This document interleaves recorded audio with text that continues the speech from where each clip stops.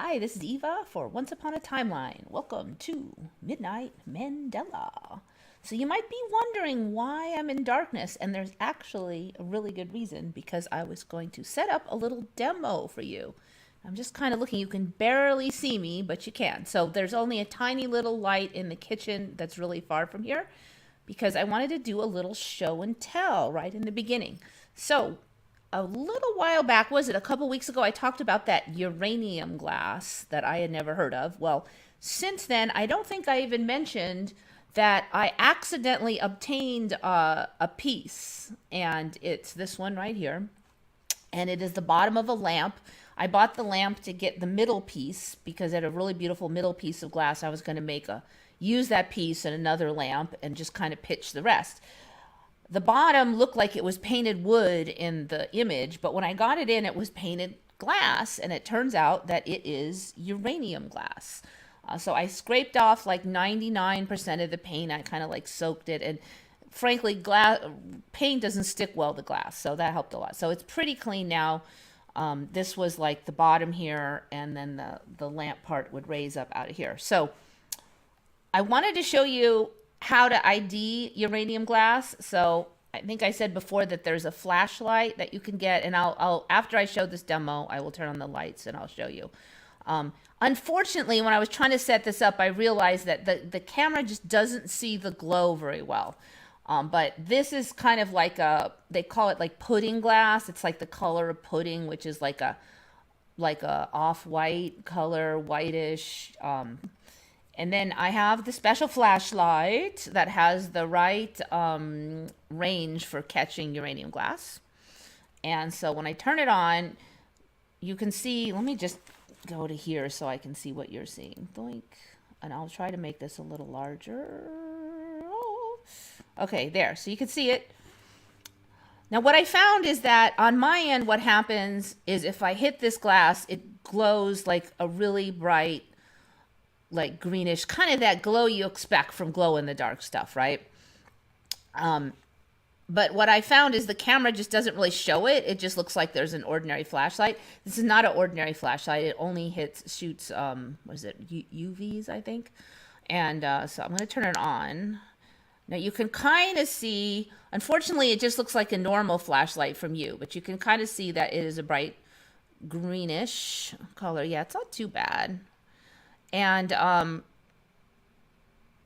it's really extreme over here, so it's kind of unfortunate. I was going to show like a normal one that doesn't do it, but somehow that one ends up looking really white anyways, even though I don't think this one will even look different. On my end, it's like a huge world of difference, but on your end, fortunately, no. So now I'm going to go turn on the lights, and I'm going to show you the second awesome thing about this little piece, which hopefully you can also detect. Hold on.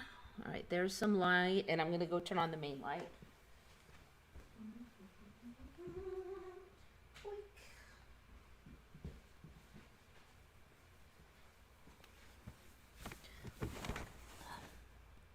All right, back to normal lighting. Okay, so thing number 2 is that this actually emits radiation. I'm going to turn it down a little. The light's too much. Now, it's a very mild amount of radiation, but it is ionizing radiation. And it is, the colorant in this is from depleted uranium, at least part of the color. This one is considered fairly spicy. Some of them will glow but hardly emit any radiation. This one is pretty good. It's pretty strong. So I had a wild hair, and I had to buy a Geiger counter. So this is the Geiger counter, and I just thought it was really cool looking one because it's blue, and most of them are really ugly. So this is the little detector thing. It actually is clicking occasionally right now because I have it on already. And one of the things about this, we think it might have been a prototype because there's no information on this company. They went out of business in 1970. Nowadays, you can buy electronic versions of this. They're only a little cheaper than this, and I just thought this one was really cool, so I bought this one instead. But so if the shield is on, like it is now, I believe we're guessing that this one detects like X-ray, delta, and gamma rays. But if you turn the little thingy, now you can see this side. So I turned it like from here to here, and it exposes in here. This lets alpha rays in. I don't think it really makes a huge difference, but it's a little bit more sensitive when you had the alpha in. Apparently the alpha can't get past like the metal housing, so that's why they have this. So I'm going to try to put this really near to the mic so you can hear it. But it's just like in the movies, it does the clickety noise. All right. Make sure I have it on the lowest setting. Yes. Okay, so this measures, it says MR per hour, so I'm assuming that means millirads. You know what, I'll put it on slow. Yes, that's slow. All right, so it's pretty close to 0 millirads an hour baseline, especially if I'm upstairs. Apparently some of the stuff has trouble getting all the way to the upstairs. All right, it's already clicking a little more because it got close. Okay, so here it is. Now I'm going to bring, I think it's showing that you can hear it, right? I'm pretty sure. I'm going to be quiet.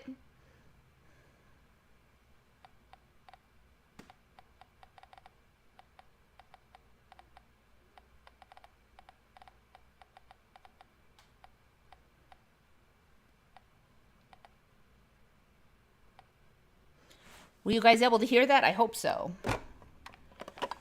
So anyway, if you go on eBay, you can get one of these, or you could just buy the regular, smaller, probably way more convenient, but way less cool looking, newer, modern digital guys.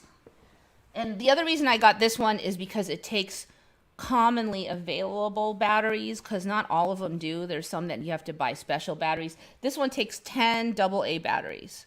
So those are easy to find. You have to buy the really high-end, well, you should buy the really high-end rechargeables because the regular rechargeables don't have the full voltage, but it seems to work fine on a little bit low voltage anyway. So you can kind of see the glass. It's just kind of standard whitish colored glass. So this thing is probably pre-World War II, because apparently in the current timeline around World War II, they started needing more uranium for the war or wanting it. And so they stopped using it as a colorant in glass. And indeed, this thing was quite old. I mean, you could kind of tell by the socket that was on it. Looked like it was the original. It was actually, the lamp was trash. I just got it for the middle glass piece. But all right, so now I'm going to shrink me back down. So I hope you like heard that.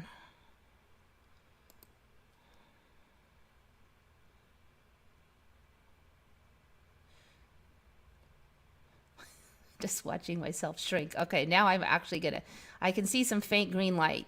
Okay, yeah, unfortunately, it's really extreme over here. It's just like pops, and don't know why it won't, the camera won't see it. Feeling like you're moving through physical reality like a fish through water. Okay, so talking about like how weird it's been this week. Yeah, I just wanted to like push through that demo and turn the lights back on before I got crazy. I don't even know how to describe how it is every week, because for me it's been weird for a long time, and certain weeks feel a little bit more one way and a little more, but I definitely do feel like, you know, it's surreal. And the best way I can describe it is it kind of feels like over time things become more dreamlike.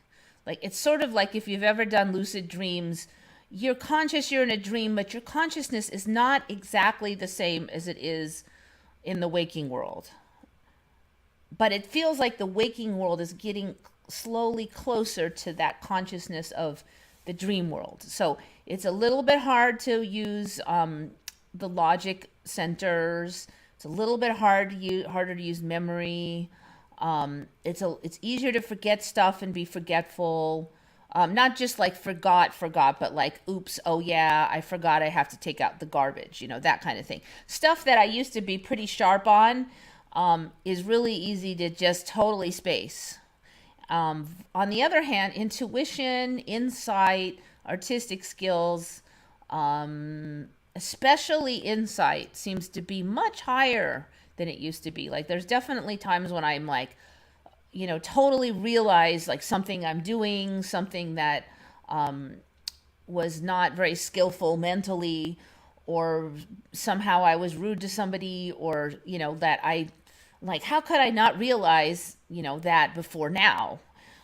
It just seems so obvious all of a sudden. And then there's been a lot of those. So that's kind of been my feeling of how it's going. Shari was talking about like little weird heart pains. I had those for a long time, like intermittently. And I did worry, like, is there something wrong with my heart? But it would just hurt for like a minute in a weird achy, and then it would stop. And then I researched it. In this timeline, they're saying that if you have weird little ache when you're resting, when you're at rest, and then it's gone, it's usually not a big deal. There's all these different words for it and stuff, and stuff I've never even heard of. And then say if you don't feel anything, like when you're exercising or under stress, when your heart is actually under stress, then it's usually not a problem. Like, so, and that was how it was for me. So it's actually the more relaxed when I'm really doing nothing, that I would sometimes feel a short ache time. And it didn't really feel like it was right on the heart or anything too. A lot of times it was either off to the right or off to the left a tiny bit. So, but then that's kind of, I haven't really had that for a while. So, like a while, I mean like a month. So I don't know if I just, dealt with it at different time than other people,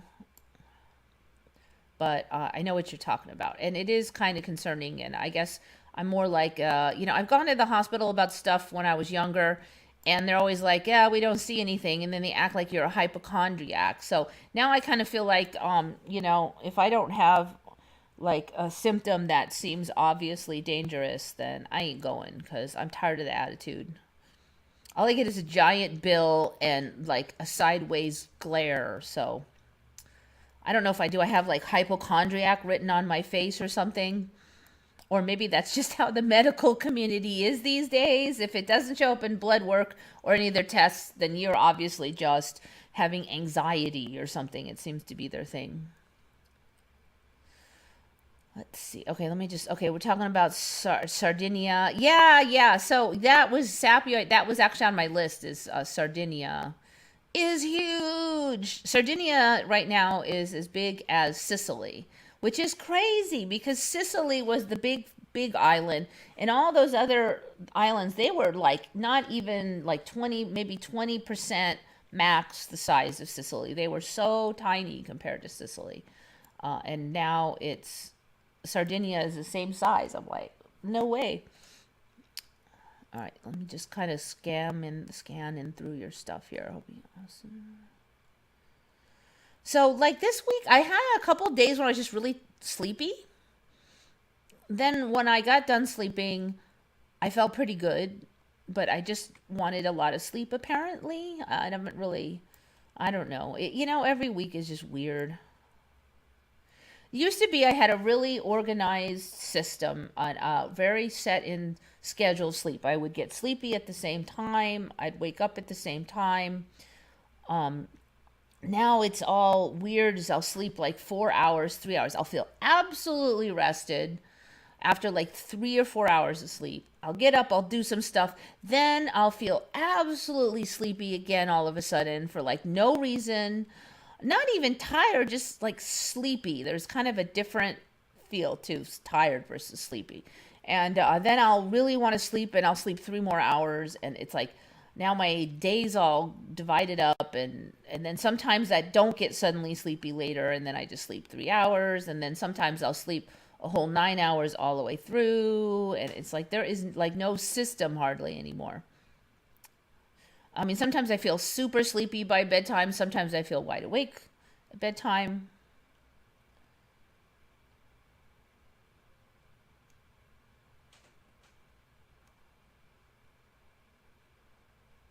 Right, like Melson, like their live stream. This guy, well, I'm glad. Don't become She-Hulk, ma'am. I have oh, yeah. Now, see, didn't he had to like inject something, I'm pretty sure. So I think we'll be all right. Light uranium panel box container for optimal ionized room electron detection. Okay, I don't know what all that means. I mean, I kind of understand the individual words, but why did I want a panel box container? Is that what the thing I just had is? No, I don't think so. Eva has odd gadgets. So, you know what? Somebody I know from the rock club, like the Gem and Mineral Club, a long time ago had a Geiger counter, and he had one like that. And I didn't really show it, but it has a little needle that goes like that and stuff.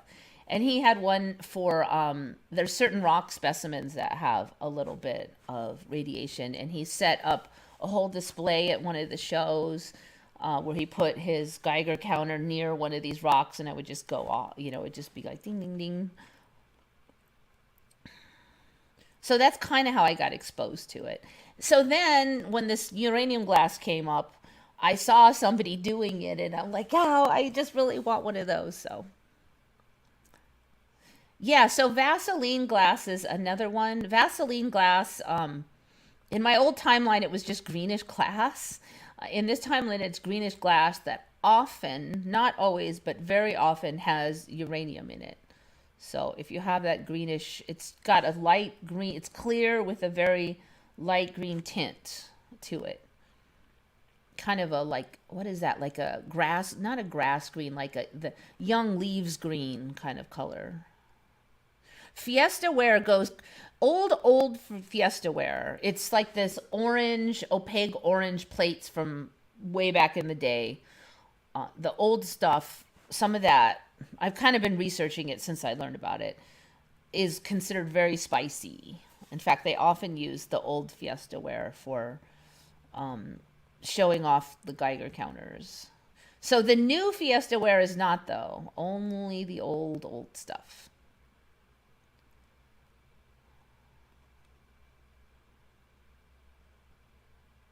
My dreams feel more real than my waking life. Yeah, my dreams definitely do seem different. Um, there's more lately, there's been more storylines. Like I'm walking on this road and I have to get to this place, and then I meet some people, and then we get lost, and then I get separated, then I'm looking for them. Then I'm like, screw it, I'm just gonna go to the place anyway, and then we meet people there. This was like today. In case you're we talk, then we're going somewhere else, but I have like my shoe strap on my flip-flops is broken. Now I'm trying to walk with the broken flip-flops. I'm like, oh, I'm sorry, I'm so slow. And was a bunch of the story. It wasn't even that exciting a story. And I think I woke up somewhere along that the flip-flop problem.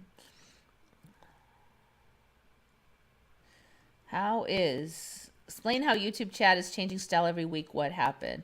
Oh yeah, you're right. That thingy is gone again. So I don't change anything. Like I should move it to live chat, but I haven't like touched my instructions. I just do. In fact, this week's is just a copy. I do a copy of last week, but then I change like the title and the thumbnail, and that's about it. And the date, of course. Some days I just want to sleep all day, can hardly stay awake and take. No, I just get this huge sleepiness that comes over. And it used to feel more like a sick sleepiness. Now it's just like a really comfy sleepiness. Like it would feel so good to take a nap right now. Like so good. And it does. It feels so good. And as I'm drifting off slowly, I'm like just enjoying it.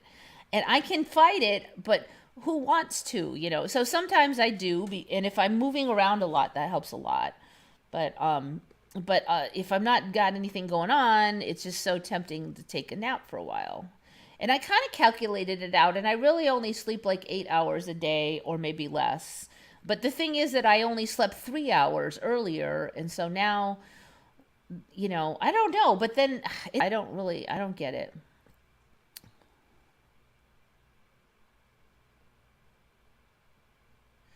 Now we have a driverless car in 1928. Sorry, found a good one. A driverless car. So we had what? We had something else that wasn't that. This is like the next.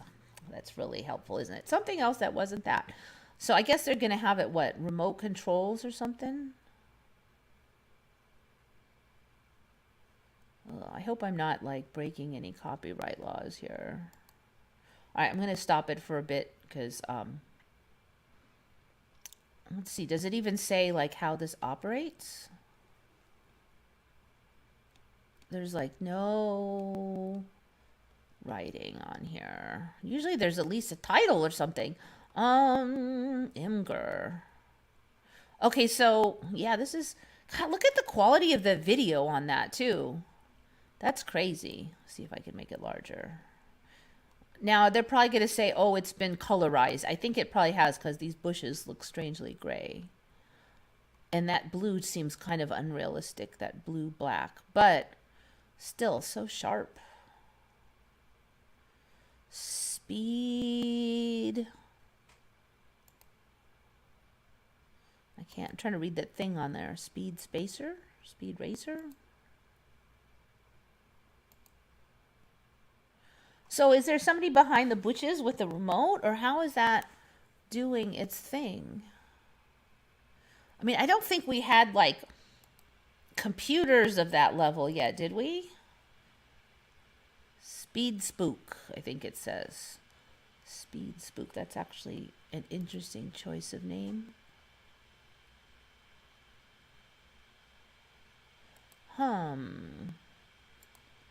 All right, so it just keeps going. Ooh, really? It goes... Wait. I'm assuming there's a clip jump here. All right, this is a whole different video here.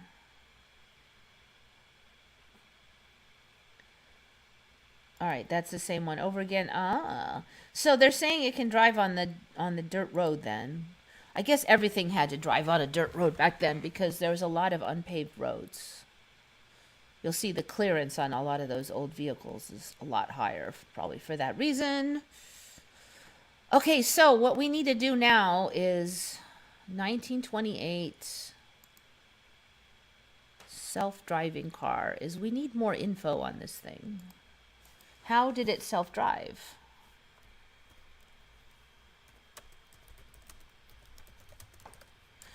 I do think we had remote control then.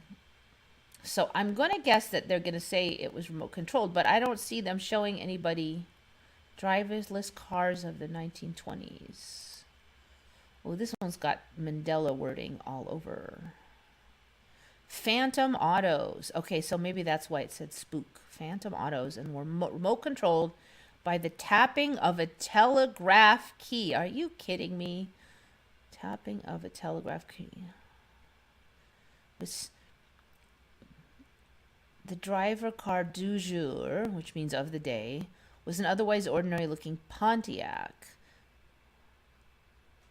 The demos of the tech drew thousands of spectators. It's not clear from newspaper articles and other written accounts how many were ever in existence. The person operating the car would often follow in a second vehicle from some distance behind, or at least in one case, in a low-flying airplane. Are you kidding me? Okay, so they're just trying to be, like, weird, I guess. I really wonder if this is going to be one where the storyline changes, and in, like, 5 years they're going to say it was not so simple remote control. So they had remote control by telegraph? I mean, like, how do you translate to a car driving without a computer? Like, how, I don't get how that's translated. Maybe I don't know, maybe some techies could figure that out. I'm just trying to think, like, how would it, like, normally a computer, I think, would take the input and say, okay, if this, then this, if this, then this, and it would be a bunch of logic gates. But without logic gates, how would you do that? It sounds unbelievable, but it is true that the driverless car will travel around the city through the heaviest traffic, starting, stopping, sounding its horn Turning left or right. Yeah, so there's a lot of stuff you got to control then. So you're going to have to control the wheel, the gas pedal. I don't think they had automatics then, right? So wouldn't you have to control the clutch and then you'd have to control the horn apparently? How would just like clackities on a telegraph do that? I don't think that's enough data.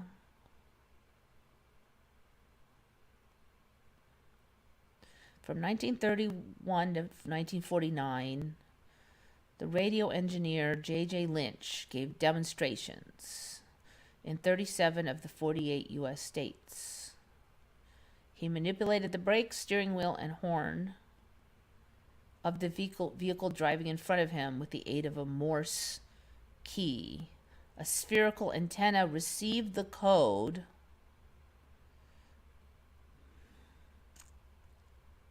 Huh. Okay. Try to even think. I mean, do we even really remember there being a lot of Morse code without wires? I don't remember even hearing about Morse code without wires.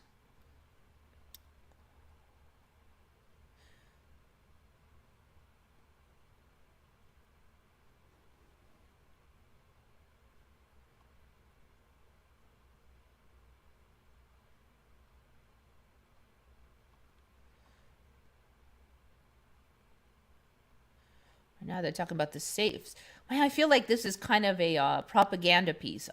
Oh, and even in the 20s and 30s, they were cognizant of this potential safety of self-driving cars. And even today, blah, blah, blah. I think they want everything to go into self-driving mode and have people stop driving their own selves.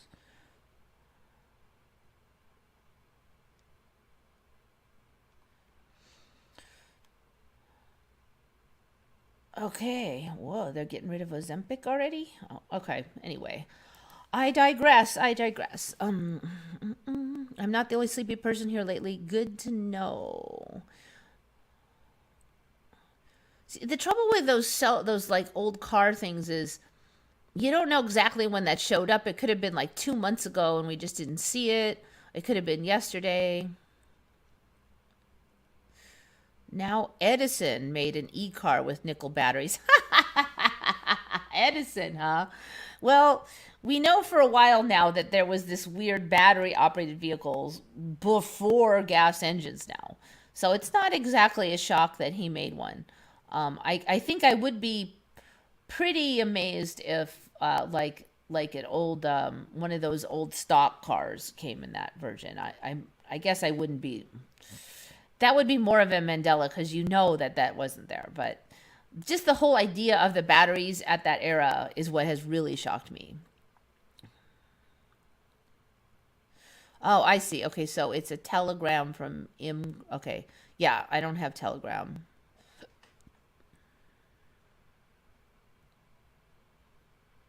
I need less rationality lately. Too much dissection. Yeah, I kind of get this. Sometimes I just get this message is like, stop trying to make sense out of everything, and your life will be easier. And it may be just because the sense that we're trying to make is based on stuff we've been told since childhood that is probably not very accurate on how the rules of how things are supposed to work.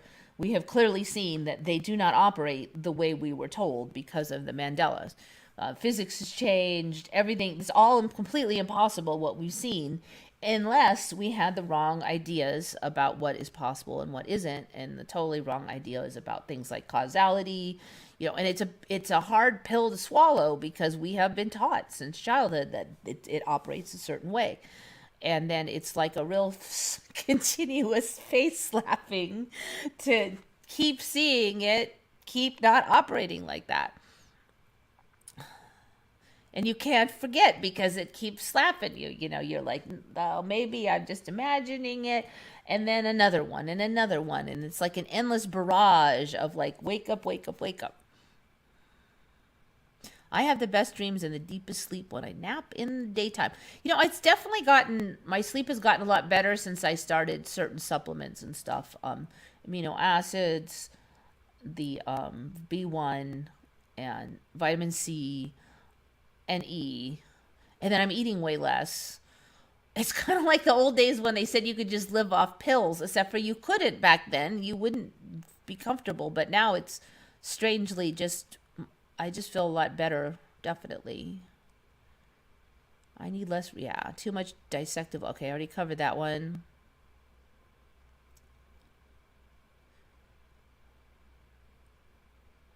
The drones have been chemtrailing all night. I have the videos to prove it. Thank Fleur Thermal Tech. Ah, somebody's got the fancy tech. You got a Fleur, huh? I have a dim memory of the film Gone with the Wind being black and white.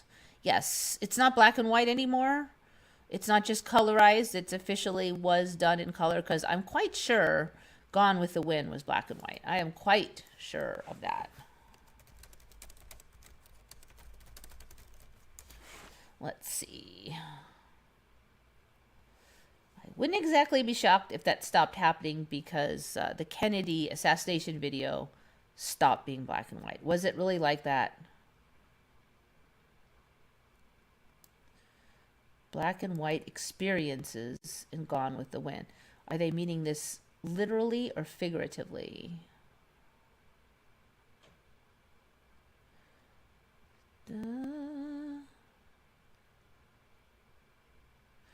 All right, so they're talking about race.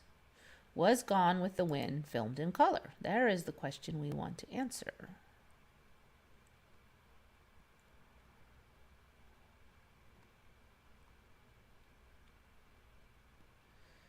Gone with the Wind was not filmed in color. It was released in 1939 and shot black and white. However, a colorized version of the film was later released in the 1980s. Okay, that's according to ChatGPT. Interesting that we're having the chat answer. We know that it's not very accurate. Interesting. There are a lot of images of the black and white version, so it's probably legit. I wouldn't be surprised if that changed, though, because that is how the Kennedy one changed. First, they said it was colorized, and then suddenly it was always color. Right, we'll just end that. So, knock on wood, the computer's been crabby for days. Probably another indication, potentially, of shifts. But right now, in the last few hours, it has been very nice to me. And I haven't even rebooted it because I forgot and then I didn't have much time.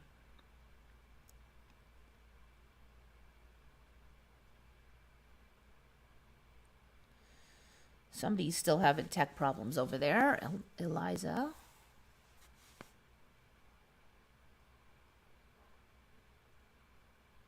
They spray in broad daylight. They don't even care.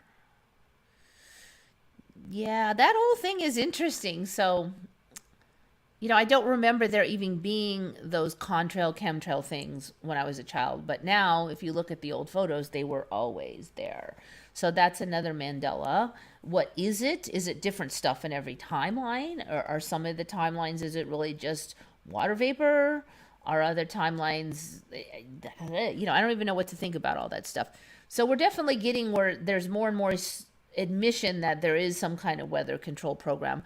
But how does a weather control program operate in a reality that might be just a dream simulation? So you have a dream sim of weather control in a dream sim reality, maybe. So that's another confuser for me.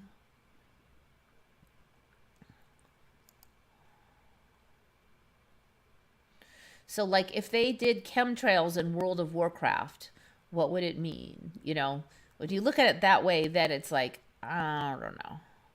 All right, here we go. A man ahead of his time built his own electric car in 1912. Of course he did. It says 1612 on there, but it's supposed to be 1912. No, it says 1620. Guess I have dyslexia now. So supposedly, in the recent 15 years or so, they said he stole that tech from other people as far as light bulbs are concerned. So I'm going to kind of make a guess that he ripped off this tech also here. He and that engineer Henry Ford would become lifelong friends, even though they were on opposite sides of the fuel source debate. So what is this battery versus gas debate has now migrated all the way back into 1879 and 1930s and stuff. There were no electric cars back in my timeline. There was no debate on whether electric was better because there was no electric. But now apparently Edison and Henry Ford had a debate on what was better. Edison, of course, leaned toward electric power. Oh, of course. Last I checked, he was some kind of evil thief who stole tech from other people and hogged all the credit. I mean, is that still true, or have we shifted again? They, among their shared activities were annual camping trips. I don't really remember any of this stuff ever being said either. Calling themselves the Vagabonds. The foursome of Ford, Edison, Harvey Firestone, and naturalist John Burroughs was the foursome. I've never heard of that either. I don't know. Everything is just weird now.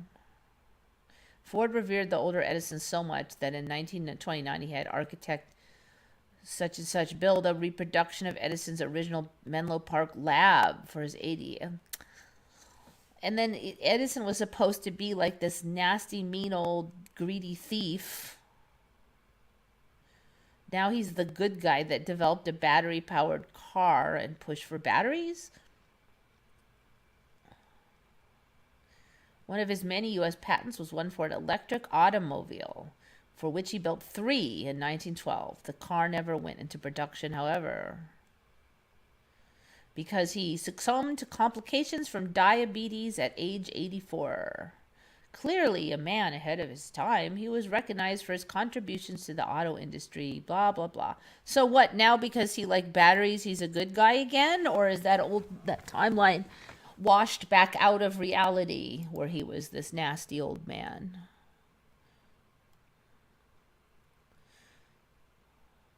I just switched to an electric car with option for a fuel. I've been really hesitant to it. They're expensive. When they blow up, they really blow up. And the other thing is like the tiered system for electricity here. The more electricity I use, I start paying more at the high end. And then we have blackouts and the power grid is unstable. So how am I going to get to work? Right now, if they do rolling blackouts and I'm here, I can just go to work. It's a different part of town and it'll be in a different blackout zone. But if I can't charge the vehicle because of rolling blackouts, it's going to be an issue. If I did get one, I would probably try to get a solar one because at least then I can park it out in the sun and charge it.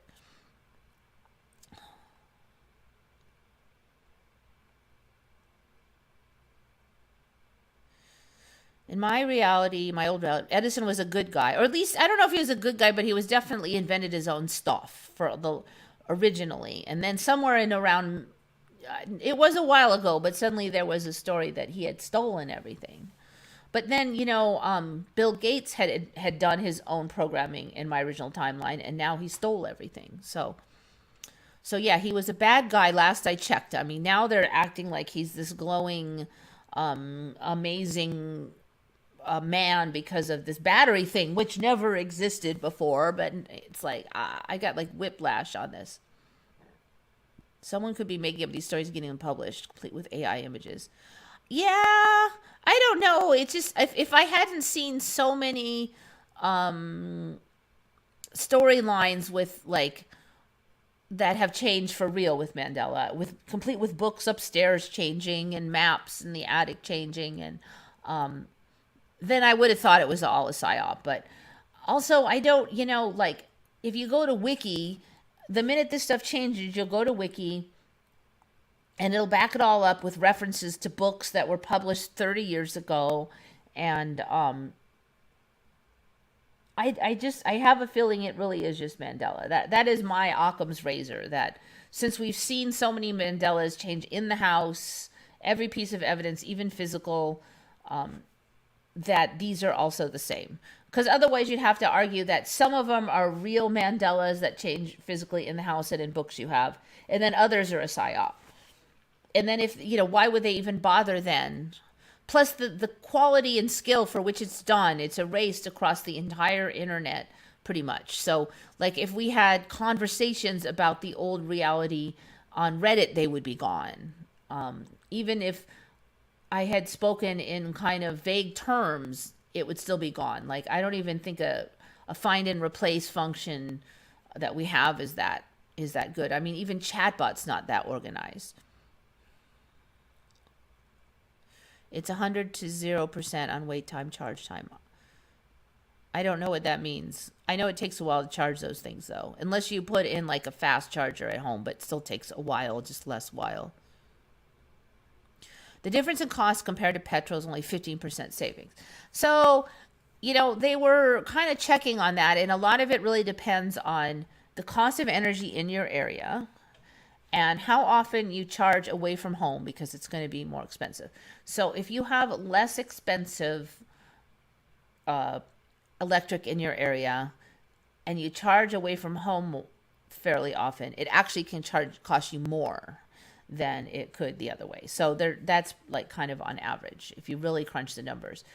The other issue is that a lot of electricity is made by burning coal and gas and like that. So kind of like the energy grid's not that clean. It's getting cleaner, but it's not that clean. So when you're saying, okay, I'm not burning gas, but they're burning gas to make the electricity that, it's just happening further up the food chain. So that's another issue, at least for now. Then you have to look at the cost of them. They are fairly pricey. So I have a truck, and frankly, I haven't seen a decent truck because it doesn't have the power yet. They're working on it. It'll probably come, and the trucks are really expensive, and I don't need a vehicle. So, but like I said, if I really was going to get a second vehicle for bopping around town, there's a solar one that they're making near here, and I would definitely look really hard into that. They're only like 20 something thousand. You can't carry, it's a 2-seater and you can't carry much stuff, but most of the time I'm by myself. I might have a couple boxes.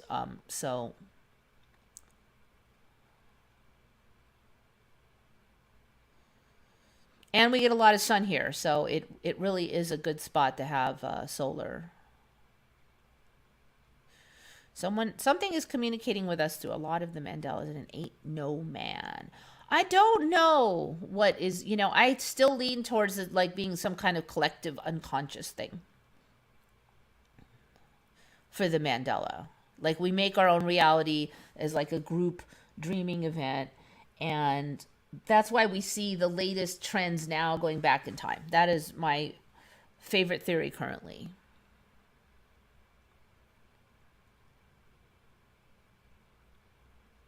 You could argue that the PSYOP affected your mind or tricked it into believing that they were not just physical changes. So the so-called evidence you found to back up. Well, I mean, you want to say, okay, we're all just nuts then, and the government did it, then, I mean, that is just unfalsifiable once you go there.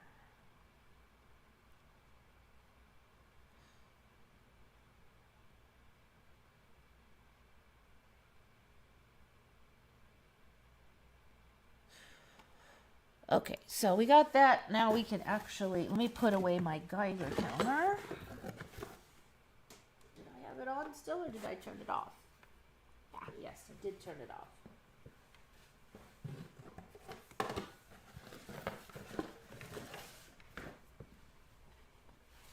So that I could access my clipboard. Blink. Okay, I think I'll start at the bottom here.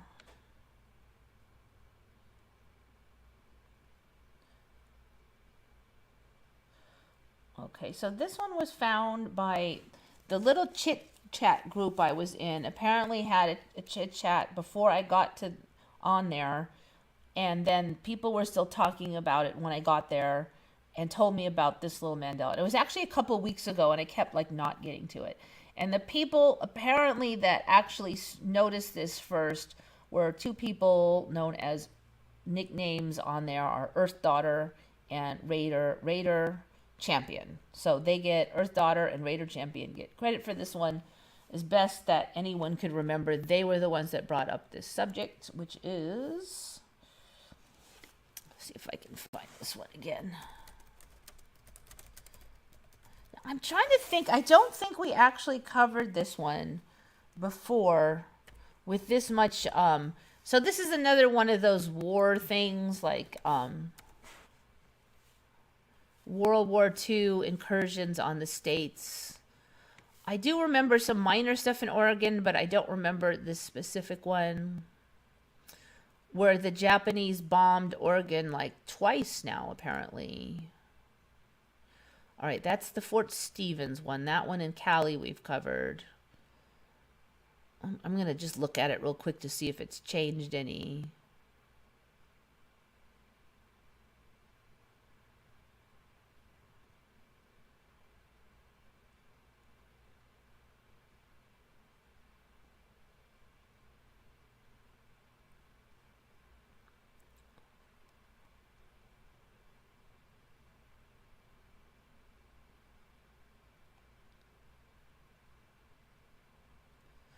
All right. Geez, I don't remember this one. On June 20th, 1942, I-26, which was a Japanese sub, shelled the lighthouse at Estevan Point on Vancouver Island, and then I-25, another sub, torpedoed and shelled the freighter SS Fort Camuzan off Cape Flattery. The freighter did not sink. Okay, so that, so they attacked a freighter over here, and they attacked a lighthouse in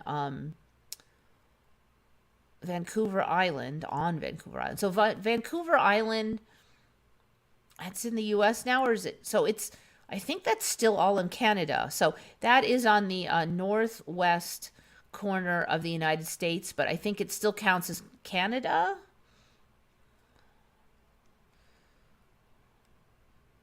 But it's like right there on the edge. So they bombed almost in the United States. I'm not sure if that's in or not. So there's like now a bunch of like water, all like Vancouver Island pokes into the mainland, and then there's water around it. So I think that one side of the water is ours. So it could have been in the United States. So that's one's new.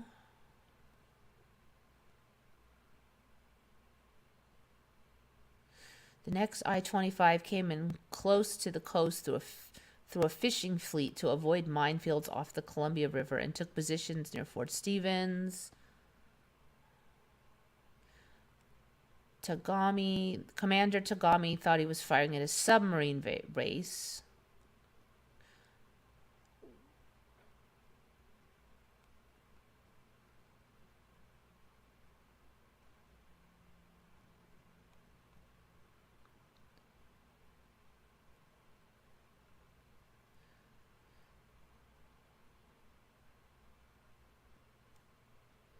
All right, the I-25 shells left craters on the beach.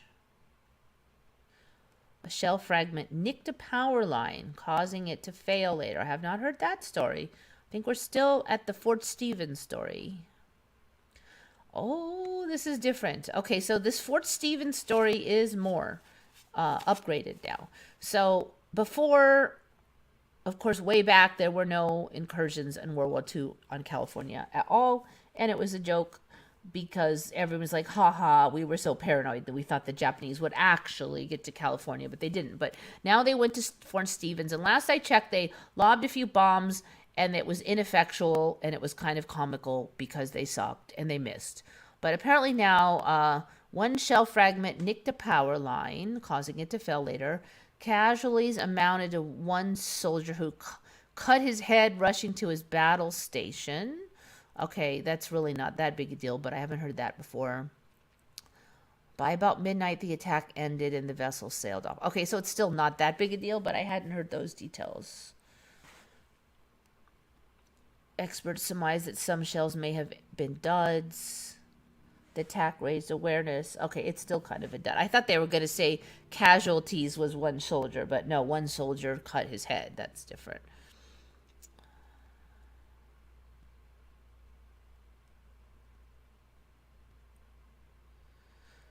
Okay, now here's the weird one I don't remember. Japanese plane bombs Oregon coast.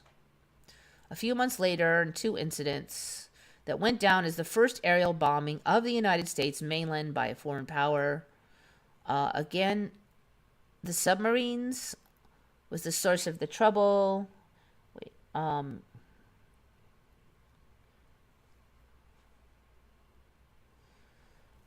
this is weird. I'm like, how did the submarines do an aerial bombing? Okay. On September 1942, Japanese pilot Fujita catapulted from the I-25, which is a submarine, near the coast of South Oregon, aboard a seaplane. So he went from a submarine that launched a seaplane that headed toward Mount Emily. I've not heard of this option of launching a seaplane from a submarine in 1942. His mission was to drop a firebomb on the forest. Fujita released the bomb, which struck, leaving a crater about 3 feet. Okay, is this the one I had? Okay, yeah, this is the one. It was actually a couple weeks ago. That's why I'm like. So I think they started like 2 fires by. Their plan was to light a fire in the forest and hope it burnt down everything. They did see the fire. They found smoldering fires covering a circular area, but they controlled it.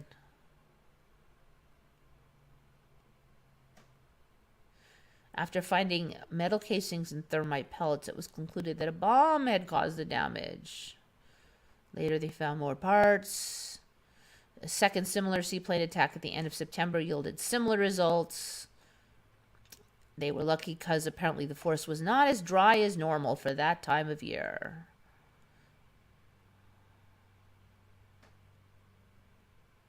All right, so I just don't remember them like firebombing.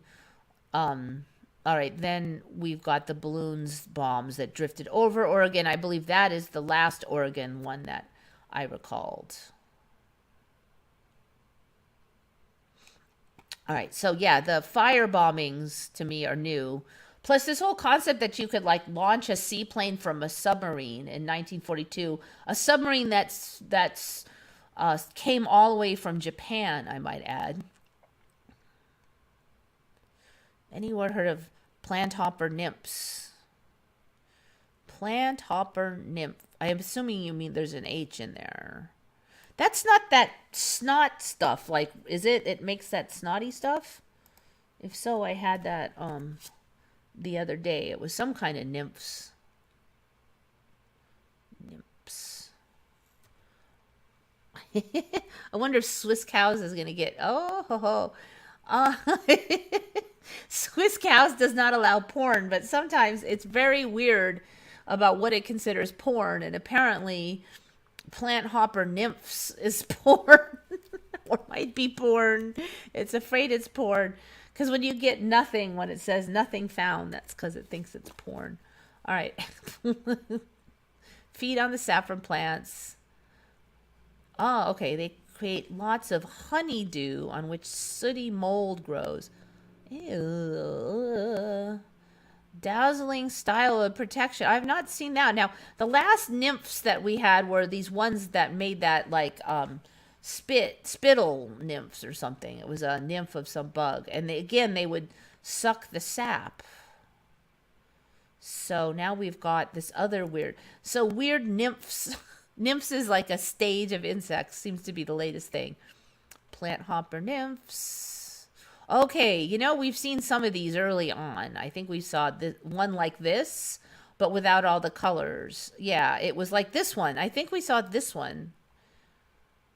Oh, interesting, because when I first saw this one, it did not have the red speckles on it. It was a very boring looking bug other than this fiber optic business coming out. It didn't have all these red things. So the red things have grown. You know, in some ways, it still boggles my mind when I look at an image and then look at it later and it has more colors on it. But in some ways, I've gotten surprisingly blasé. Like, of course it did. That's what always happens.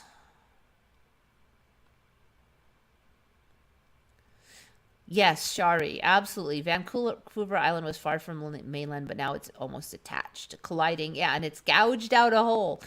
That one I'm very strong on because early on I had done the tracings, not exact tracings, eyeball tracings from not actual tracings.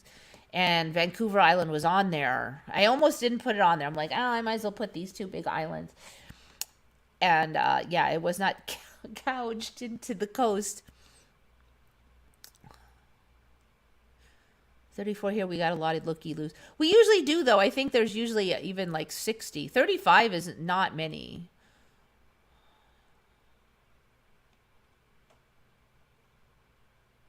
Or is it smaller? Yes, I agreed.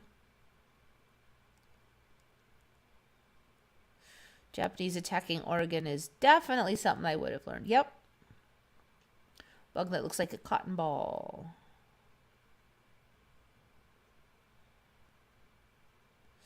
I've been hearing comments from a lot of people saying weird insects or worms have suddenly appeared in their garden. Yes, I'm on next door, so we hear that a lot. It's like, I've lived here 30 years and I've never seen this before. Animals, insects. This year I got a lot of weird plants. There's a couple plants we don't know. They're everywhere. Like there's this one bunch grass that I've never seen. I've been here almost 30 years now. I've never seen this bunch grass. And it's everywhere.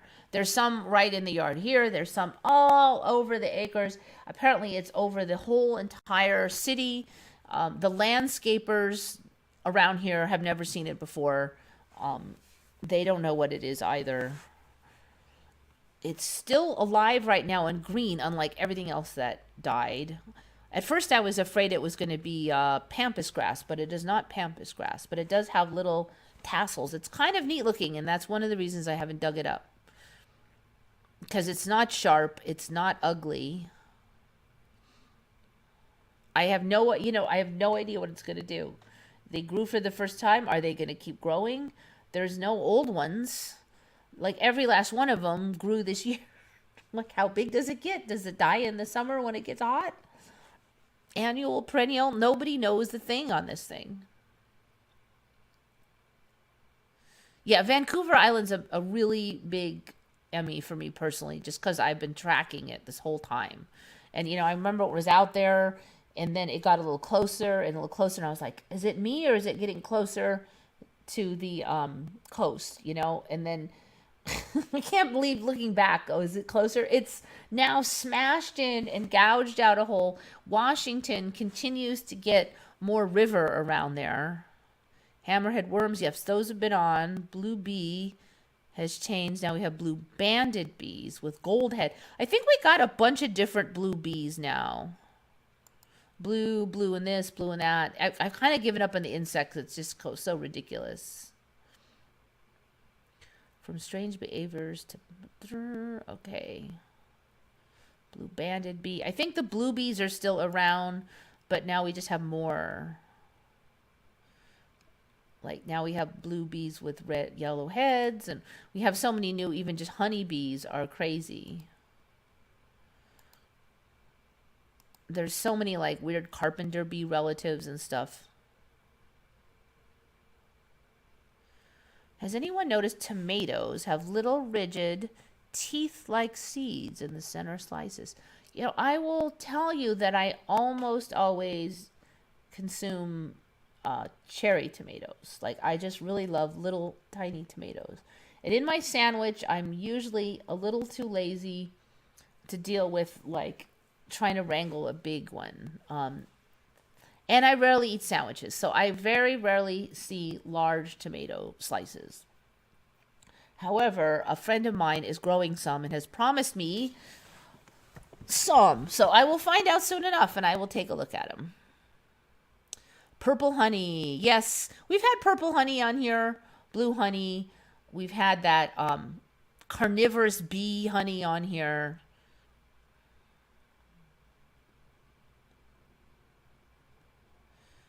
I took ferry from Seattle to Whidbey Island, and it took only 30 minutes. But now Seattle is wildly some 60 miles east of where I remember. Interesting.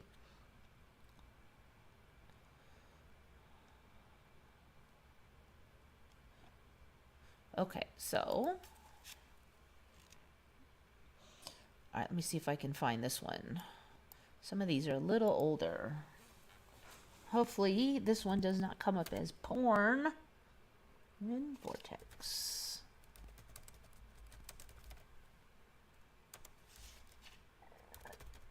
Kila. There you go.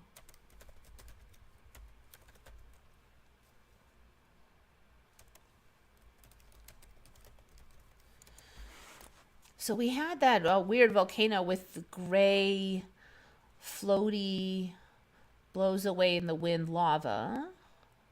And I meant to have this one on last week with that, but forgot, or we ran out of time, basically. Okay, so apparently now we've had the eruptions that have lightning, but now we actually have eruptions that have wind vortexes, like little mini tornadoes or something. Hawaii's Kilauea volcano erupted on Wednesday and still spewing hot lava from various vent sources. A wind vortex could be seen hovering over the volcano. The U.S. Geological Survey said the vortex was due to high temperatures in the area. Okay, so there's supposedly still lava coming out, and then now we have wind vortexes. I'm kind of wondering if eventually it'll start creating rain, because we're seeing the clouds spew up more and more and more.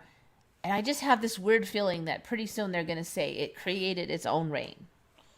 And I even wonder about like firestorms doing that, because wouldn't that be kind of neat if that fire got so big that it would create its own rain and then put itself out?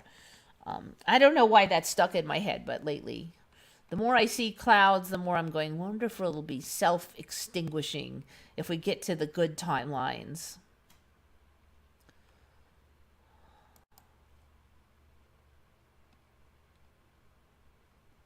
Purple and blue. Yeah, it's been on. We've had it. So they started out saying that the bees ate like M&Ms.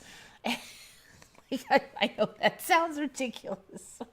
And then the dye somehow got into their honey, and no, like, oh, this was a, and then these other bees got into this candy factory leftovers, but then they started saying it was like from the pollination plants, like, oh, they ate a bunch of certain pollen from a colored flower and that did it. And that's been the latest story. After so many years, I still don't understand why just some people remember the old timelines. Why are we different? Yeah. And, I've had Mandela affected people suddenly change personality and be different and remember different Mandelas. And no longer, like, I would share Mandelas and then suddenly we don't share Mandelas. And yet they still remember a lot of Mandelas. They're not anti-Mandela. It's just they're different Mandelas. Or we might agree on one flip-flop and now it's just a flip for them, but not a flop. But they still agree it's Mandela, but they don't agree on what the original version was than they used to. So they're, they've changed, but yet, that adds another confuser to it. It can't be because they don't believe in Mandelas, because they still do, and they're still seeing them. So I'm still thinking that they must be like a different version. I mean, the only thing that really makes sense to me at all, not that it's a total answer, is this quantum reality thing where there's different versions. And again, many spiritualists say it's something like that.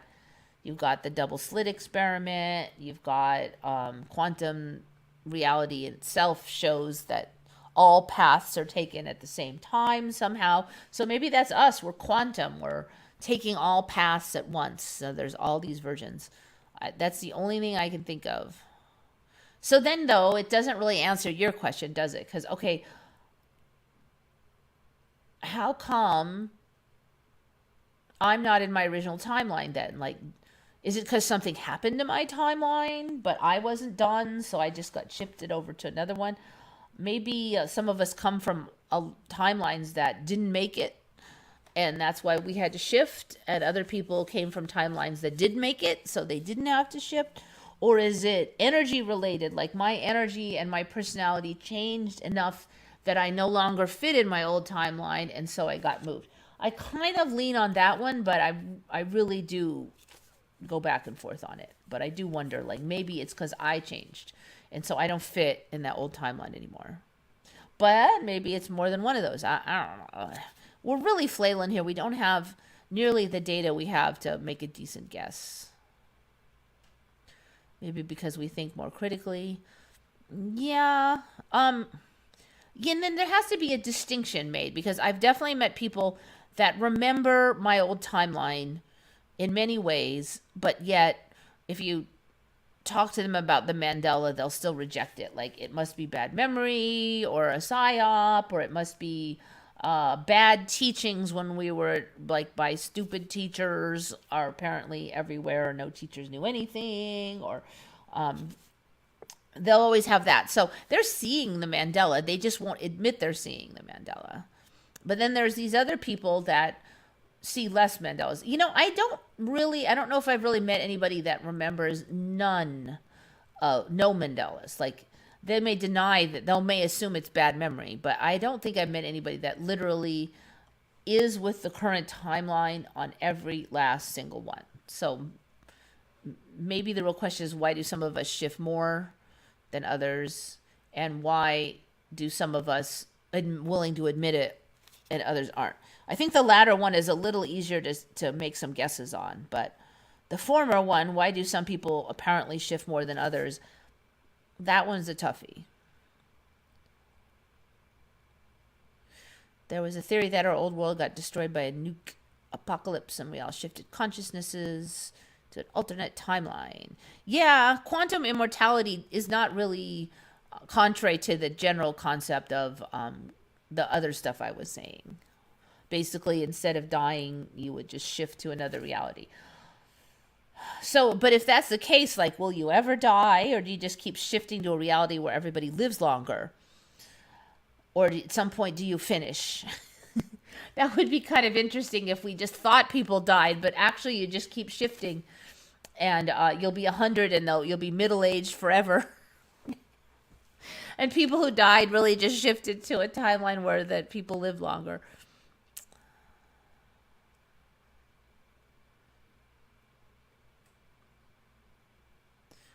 I'm more convinced that our life is like a game. When we achieve a certain level, we can't go down, and if we die, we start from there. Maybe. I do kind of feel like sometimes it's like levels, like a video game. Like, okay, we're now on level 3, and it's a little harder than level 2, with a little bit change up and what you've got to learn. Even my dad remembered JFK with 4 until I showed him the video. Then he accepts it as 6. Yeah. And some of them get the download when you show them, and then they go, oh yeah, now I remember. And some of them they don't get the download, but they just poo-poo it off like, oh, well, I must have been mistaken, or there must have been some incorrect video I saw at some point. So that's another interesting factor, is that some get the download and some just blah, blah, blah, and some are truly realize it's a thing, that Mandela is a thing. All right. So this one was found by Sapioid, and interesting. Kind of a techie thing, but this might explain some of the stuff we've been seeing on airplanes, where the fins are different. And well, apparently now the high-speed planes can loft themselves with something called compression lift, where their own, let me see if I can just they use their own shock waves that hit the ground and then bounce, I think is what they're saying. And then they kind of surf the bouncing shock waves. This can lead to dramatic improvements in lift for supersonic, hypersonic craft.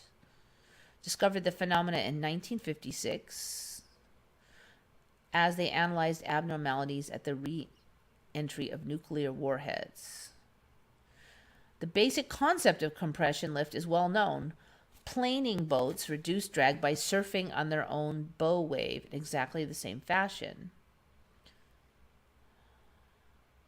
The wake in planes, though, is not generated until supersonic speeds are reached and is highly angled. Aircraft have to be carefully shaped to take full advantage of this effect. In addition, the angle of shock waves varies greatly with speed, making it even more difficult to design a craft that gains significant lift over a wide range of speeds. Higher speed designs using compression lift, wave riders, remain an interesting possibility for hypersonic vehicle designs. The XB-70 had folding wing tips to enhance both compression lift and directional stability. Okay, so this is kind of weird because I just looked at this and that I don't remember that being the image I saw. It was, okay, there. That is closer to the image. It's still not the one though. Dang, is it? I don't know if I'm just on a different website somehow, but I remember like earlier today looking at an image off the wiki. And unless they just changed it on the wiki, but it was, like you could see me pointing. It was on this one here, but the angle was further sharper on this. So these down flaps, I think, are what is, they're trying to like use that to kind of grab and bounce on these shock waves. But the image I saw earlier today had the fins didn't go as far up along the plane and they were more sharply angled down. And the angle of the plane for which we are viewing was also different. And look, there's not much on here. It's a tiny little thing. I mean, did they just change this today? Let's see. Page was last edited March 24. So no, they didn't edit it today. That's just, stuff like this trips me out. So I'm like, that's the wrong image. It's the only image there. Okay, so I thought it was interesting because it's kind of an example of something I don't remember existing, but also I think is part of why we're seeing the different little bits on the wings. It probably doesn't account for all of it, but.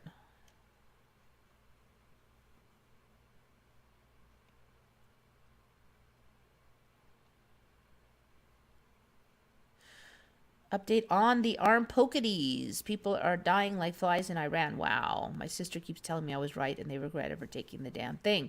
Well, hopefully they didn't take too many of them. I'm not sure which one you got over there in Iran either. So again, I don't think everybody's going to be affected the same. And I do tend to suspect that this might be that people are leaving the timeline. And maybe it's quantum immortality and they just live on in another place. Because definitely we've had people that we thought died here that came back. So maybe we just morph back into a timeline where they didn't die. That's interesting. The light just went almost out in my ring light here. Let me see if I can fix this. I'm not sure why. It could be that I poked something with my foot. I'll be right back here.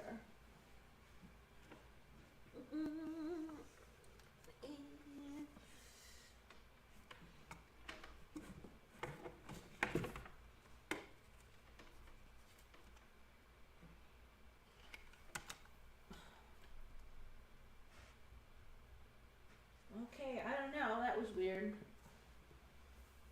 Looks like it's okay now. Ah, strange. It's still doing it.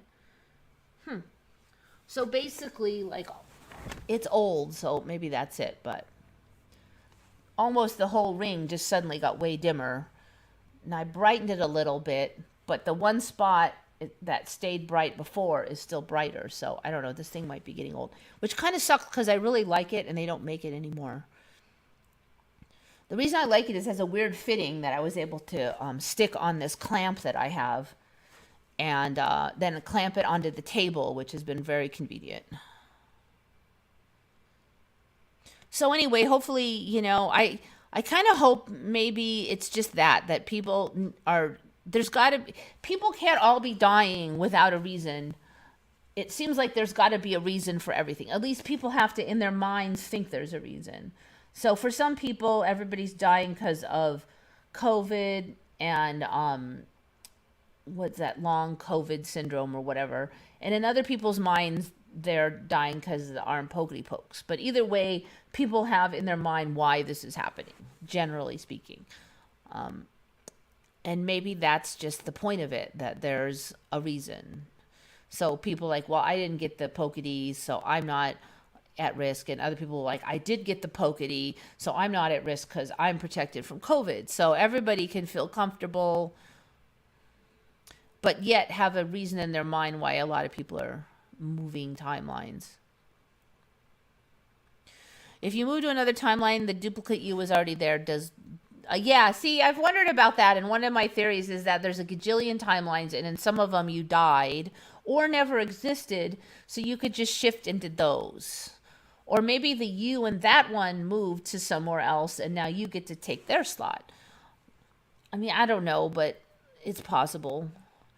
I definitely feel that, yeah, so maybe there's like, it's all sorted by the great cosmic brain that's a bajillion times more powerful than us, that like that guy needs to go there, and that guy, the logistics would be very complicated. But I mean, if you're a mega mind of bajillions, maybe it's not. So, I know a fair number of people who got 2 of the first pokey pokes, and they seem like they're fine. Now, some of them had some symptoms, like a blood clot in the calf. Another one had a headache for months after the second one. Most of them did not get any more after that. But like about 3 of them did get, like, I think all of them. And of those, 2 of them are really quite old. So if anything happened to them, I mean, it would be very easy to just say, well, they are really quite old. The third one is more like my age, and she does look really terrible in the last year. Like, she gained a bunch of weight. She used to be pretty, I don't know, she just looks unhealthy. She's kind of pasty now. It's in a very short period of time. But then she's totally shifted to another person, because the old her was a teacher, and the new her has always been a secretary in the same school, but doesn't like kids. The old her loved kids. So she's a different person too. So I don't know what to make of all that. Was it the Arbogetes? Was it because she's a whole nother person? Oh yeah, there's the merging thing. But then if 2 timelines merge and there's 2 yous, how can they merge unless you merge? So maybe that other you and you are like really similar, and you do merge. And then maybe you just change a little bit right around then and start up a new hobby or something. I don't know. So maybe that explains the dual memories, because then you have memories from both. Maybe one of you is more dominant and dominates the show. Or maybe you take half their memories and half you, and then half of your memories become a Mandela. I don't know. There's a multiple possible explanations on that one. Or maybe that one you shift around so that there's only one version per merge. So maybe that's, I just thought of that. Maybe that's why there has to be a shifting. So say 2 timelines are merging and there's 2 U's in both timelines. And let's just say, for the sake of argument, that the 2 U's can't get squished together. So what if they take one of the U's and put them in a timeline that has no U's, so that these 2 timelines can merge safely? And that would actually, if there's a bunch of timeline merging, that would explain that people have to be shifted a lot. I don't know. So many of these are unfalsifiable. All I know is there was a time when suddenly everybody pronounced my name wrong, and some people swore I told them this wrong name. So apparently there was a me that dealt with these people that said a different version of my name. Even before this happened, a little before I knew the Mandela, I'm like, why is everybody saying my name wrong? I was like trying to figure out an explanation in my head, but none of them really satisfied. It was like, well, I don't get it. Whatever. Me, like, there's got to be an explanation, right? Because it happened. So then you spin around, trying to come up with an explanation. You can't, and there's a point where you just have to put it on the shelf. Like, I can't figure it out. I know it's possible because it happened. I don't see how it's possible, but yet it happened. Why would my entire life history be unchanged while the geography of this planet changes? Yeah, but what we've seen is that people have went back and dug through all of their memory, like their old photos and stuff. What they find is their life history has changed, and their memories don't match some of the photos. Like I've said before, that my mother apparently came to my high school graduation in this timeline because I found a photo of her there, and I do not remember her being there. I'm quite sure she did not come in my memory. So this past that is attached to the me here is different than I recall. And almost everybody, in fact, everybody I know who really dug into their old photos and, all your old keepsakes would find stuff that didn't fit with their memory. So when you say your whole life history is unchanged, how do you know it's unchanged? I mean, have you really looked?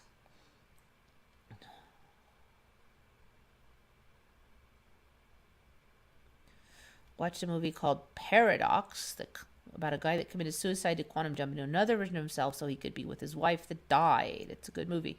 So another little tiny Mandela for me is that my dad had this idea. My mom loved antiques, and she was did a lot of like hunting for and vintage and going to the thrift stores. Even, before it was a popular thing, she was doing that.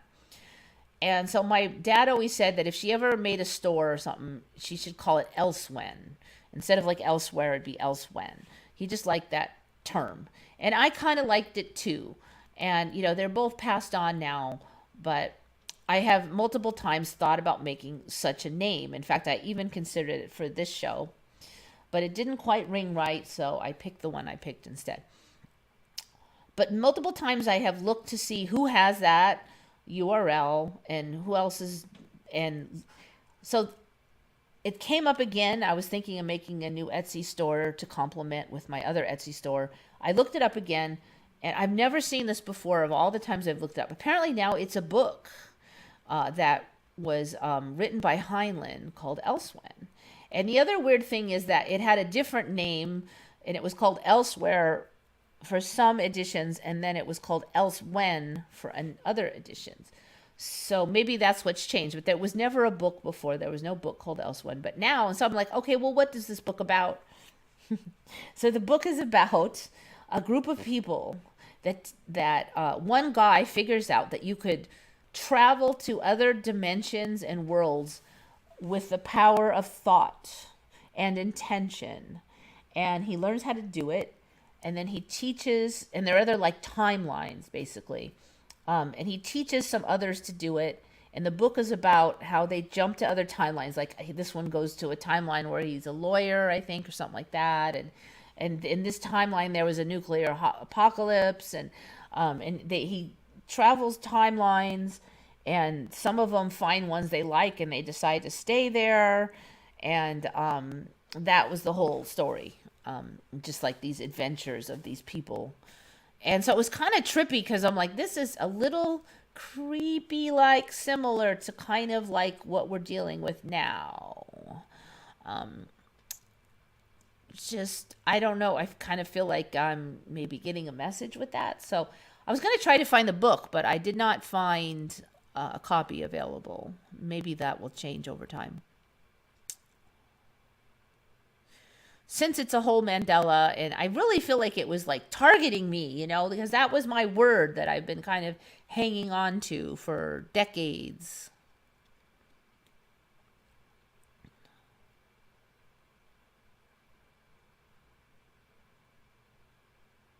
Some people smell really weird, and it's the same smell, and it has nothing to do with age. Huh. Does that have anything to do with personality? Maybe it's like your brain's way of telling you something. Like somebody else might report a weird vibe or something, and your brain's using smell. According to many worlds, the multiple universes cannot communicate. I don't know. I have not heard that. I don't know if it's really precluded that they would. Because if you have, so say you start a quantum particle off with a question in a computer, and then it it has all these different paths it can take. It takes all of them at once. But isn't there some kind of quantum connection between them all? Because they all started from the same point. So if a bunch of timelines split off from another timeline, wouldn't there be like some kind of a connection between all of them because they all came from the same start? I would think so.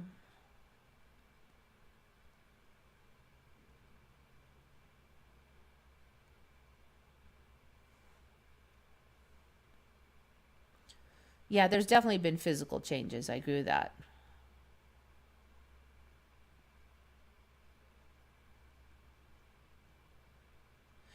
Have I seen The Simpsons predicting the Titanic submarine thing? No. The Simpsons are like the ultimate quantum mirror or something. So the term is quantum entanglement. Okay, but if there's entanglement, isn't that like communication though?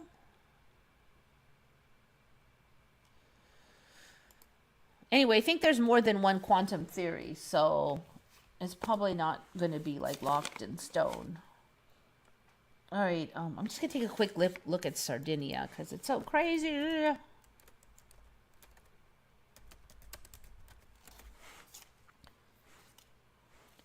Trying to remember if we've covered the size of it. It just still looks surprisingly big to me. And was it surprisingly big last time I looked at it? I know it was bigger last time, but yet I'm continually surprised. I'm just like, it even still looks bigger. All right, come on, give me here. This is the map we want. All right, so it looks so wrong. There's Sicily. There's Sardinia. I forgot, what is this one again? It really looks like Sardinia is bigger than Sicily now. Let's see. Is there a gosh, they're so close here. Look at this boot thing, man. I mean, I swear this toe of this boot was not nearly that long with such a pinch right here. We don't have a bridge there yet, do we? It looks so close. Sicily, Italy.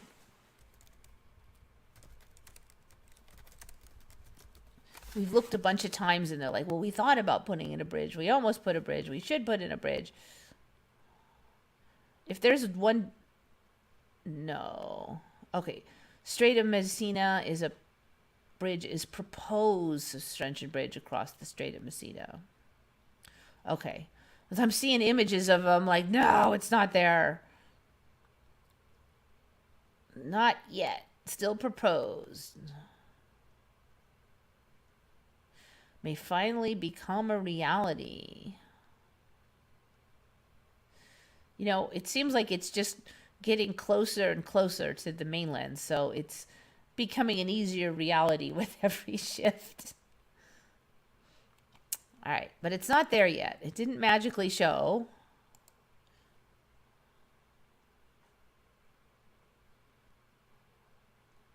Cha-cha-cha changes. Yep.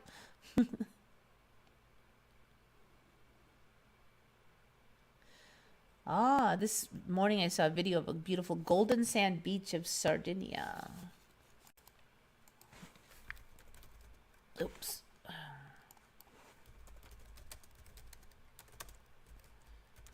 It does seem like these places that are getting more territory are also getting like a lot of really cool landmarks and things that are like unusual. All right, I don't know. Some of these just look like ordinary sand, but it's like extra yellow sand.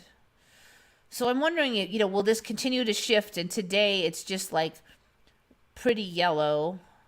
And then eventually it'll actually be like golden, like flakes of mica everywhere. And then eventually maybe it'll actually be flakes of gold because let's face it, the little tiny, tiny flakes of gold maybe wouldn't be that expensive. Like maybe that'll take 20 years to get to, but that would be pretty cool. and then it'll become like a preserve, so you can't mine the gold there because they wanted to preserve it. And you'll be like, how come they never mine this? And they're like, well, they tried for a while, but then some weird thing happened, or maybe the currents were too tough and they couldn't survive or something. Sardinia is famous for their giant graves. So famous that I never heard of it.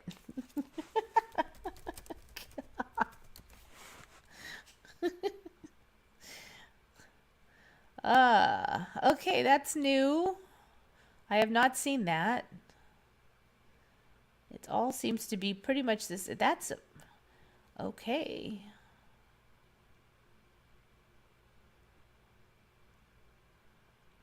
The heck? All right, let's go take a gander at the Sardinia giant graves.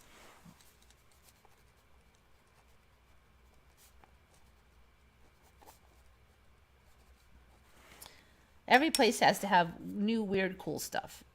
All right, here we go. Giants' graves. Oh, okay, giants' graves. Name given by local people and archaeologists to a type of Sardinian megalithic gallery grave built during Bronze Age by the Nuragic civilization. They were collective tombs and can be found throughout Sardinia. A stone cairn lays over the burial chambers, with some examples having cup-shaped entrance. You know, it's weird because there's like this giant stone and then this little like cat door. Like, what's up with the cat door? Who's going through the cat door? Like, this is weird. The more primitive slab-type giant tombs, the central slab is unmodified, aside from the entrance that's cut through at the base, or else there's a crude dolmen-like arrangement. In more advanced slab-type giant tombs, the central slab is modified as to be rounded on the top and has a simple design carved into the front face.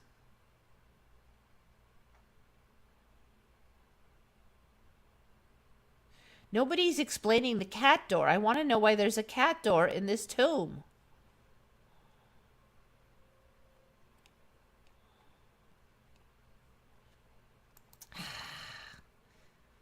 I hate that when there's some weird thing like right in plain sight, but there's like no explanation of it anywhere. That's like that weird thing. What is that statue? I'm kind of spaced out. I can't remember the name of anything. Oh, look at that. Oh my gosh. That one is so big. That's a whole nother thing. All right, one little entrance. I wish there was a person standing here so we could get an idea, but it looks quite large. I mean, it looks like it's a couple stories high. It depends on the size of these rocks, but... And photos like this are tricky because they can expand easily, and you'll come back a year later and it'll be way bigger. Why is there a cat door? All right. Yeah, see, it is definitely a cat door. At least this one is definitely a cat door because there's a person there. Oops, we don't want that. So Stop. I'm at this. Stop.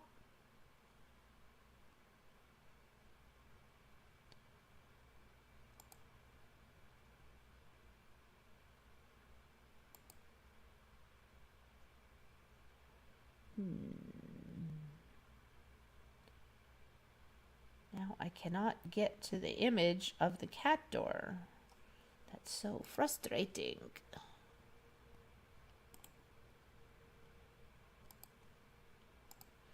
Yeah, see, it just keeps starting and then it doesn't show the thumbnail anymore. All right, I'm just going to slide it over so you can see it. Quit it. But you can see she's quite tall. So that door is what, like 1.5 feet high or something? So it's definitely like a cat door. Are they all that size? I'm not finding any other ones with humans next to it. It does look like they're all about that size. You know, even if they don't know what it is, they'll usually either say, I don't know what it is, or they'll come up with some unlikely sounding explanation, or at least they will guess at it. All right, so there's a person. So this thing is indeed, as I suspected, multiple stories high. Probably even like 4 or 5, because she's way out in front. This would be like 2 stories here. So that's got to be at least like 5 stories. What the heck is that thing? Check that thing out. I don't know what that is. It looks like some kind of buffalo fur, reminds me. Another thing we'll get no explanation from because it's Pinterest. Okay, yeah, that. I've never heard of it. Cool. I want to know what that thing is now. Look, it's got horns. Ah, this is such a troll. Literally looks like a troll, but I'm being like trolled by reality. Because, I mean, these look like ruins. They don't look like they're still doing it. It's a cat tomb. Famous things you've never heard of. Yep.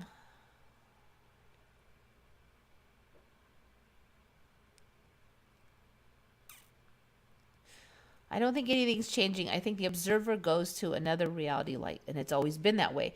You know, there's just too much residual, though.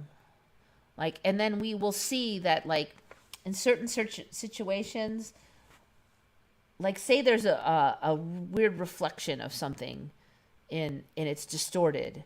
And what we'll find sometimes is we'll find residual in the distorted reflection. Like, the main thing will change, but you can still see the residual in the distortion. Like, for instance, in Dolly's braces, there's a point where she brings up a glass of water to drink, and her face is distorted through that water.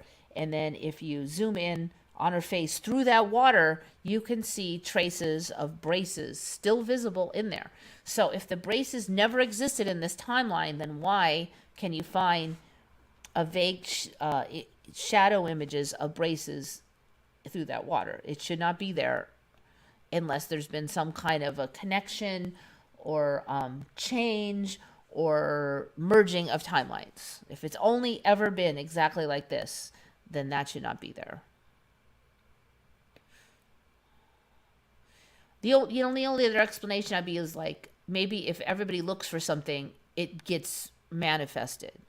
So maybe everybody's thinking and looking for braces on Dolly, and then it manifests. But then if you want to say reality can change due to manifestations, well, that opens a whole nother can of worms.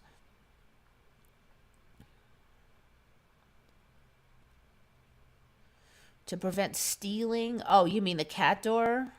But then, like, why have any door?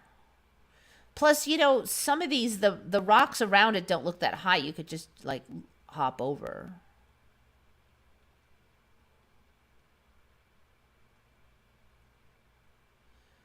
When a woman's ovary is fertilized, the egg disappears and then reappears each time a new cell is made. What?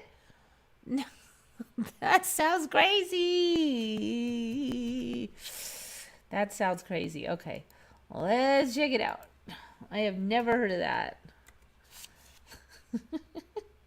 So it all just kind of like goes and then back.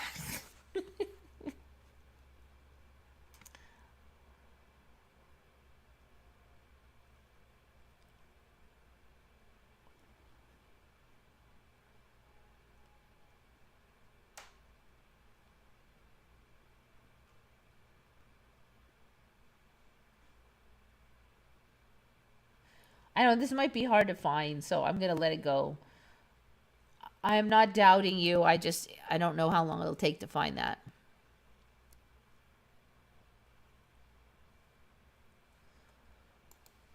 All right. All right, so what's that thing on the thumbnail? That one is from, okay, so the shockwaves thing was set from Sapioid. I think I mentioned that. The Sardinia thing is from Sapioid. I think he mentioned it on here already, but that's who made the comment.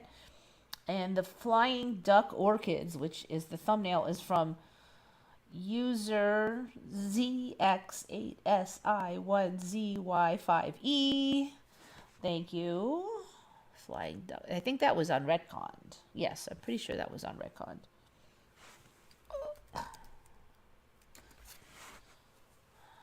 So another species of orchid that's pretty bizarre. I've seen a bunch of these weird, like, looks like a man, looks like a naked man, looks like birds, but I'm quite sure I have not seen these flying duck orchids yet. That one is a new one for me. And to some extent, I'm just kind of getting a little jaded on these, but yet I am quite sure I have not seen these yet. The timeline does seem to really like these bizarre flowers. Can you grow flying duck orchid plants native to Australian wilderness? You know, they call them ducks, but to me they look like creepy wasps or something. When I look at that, if somebody didn't tell me that's supposed to be a duck, I don't think that's the first thing I would have said. I would have said, ugh, it's gonna sting me. Anyway, orchids are a little picky to care for, so I will not attempt to grow those. Even though it's Australia, I'd have a shot at it probably.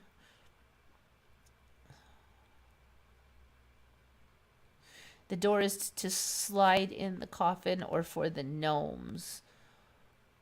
Yeah, well, what kind of coffin is only one and a 1.5 foot tall? It doesn't seem like it's big enough for a coffin unless it's for a cat coffin. So that's a good guess, but when I think about it, I still don't think it's big enough. Disappearing and reappearing baby cells. Yes, if you can find out what the name of that is, that would probably help me find it.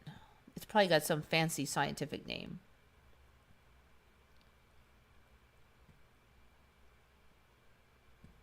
In rural Africa, they have very small openings to their mud huts. They have to crawl inside. Okay, that would kind of make sense if you're trying to, like, you want to close the opening from predators. But the issue here with this thing is that right nearby there's a rock that looks like it's only like 3 or 4 feet high, so you could just jump over that. If you had it completely enclosed and then you had a tiny opening, I could see it. Again, the 1.5 feet, those, even that girl standing there would be hard pressed to get in. And plus she would just like hop over the rock nearby that's short. So that, I mean, I can't see any practical value of that unless they were making like a rat superhighway, a cat door, or there's some kind of metaphysical, spiritual explanation for it. Or it'll shift and start to make sense. Okay, this one is from Mark Tyus. Mark, did you change your username or something? Because now it's Mark Tyus 8426. And I remember it coming up as Mark Tyus. And maybe that's just a change in how YouTube is displaying things. And I guess we'll never know, will we? But so apparently there's now this, there was a clan of female samurai. I'm quite sure there was not a clan of female samurai. There might have been female ninja at the time. I do remember that. And then they're called Bugeisha, Ona Bugeisha. So it sounds like geisha, but it's Bugeisha, Ona Bugeisha. Not that my Japanese is all wonderful or anything. All right, so this one here is like one of the real images. So you see they kind of they still kept their female hair. I did not see any of them with the weird bald head shavings business. So it looks like they kept like normal girl hair, but otherwise they dressed as samurai.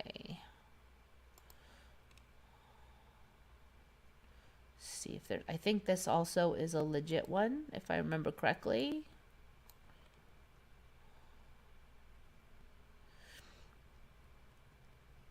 From feudal Japan, that's in...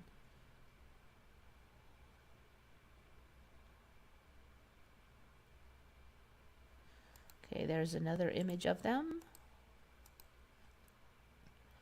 So interesting, because they apparently... This doesn't look very practical for a samurai.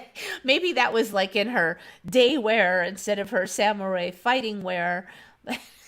Swinging your sword around and it'll get stuck in your head.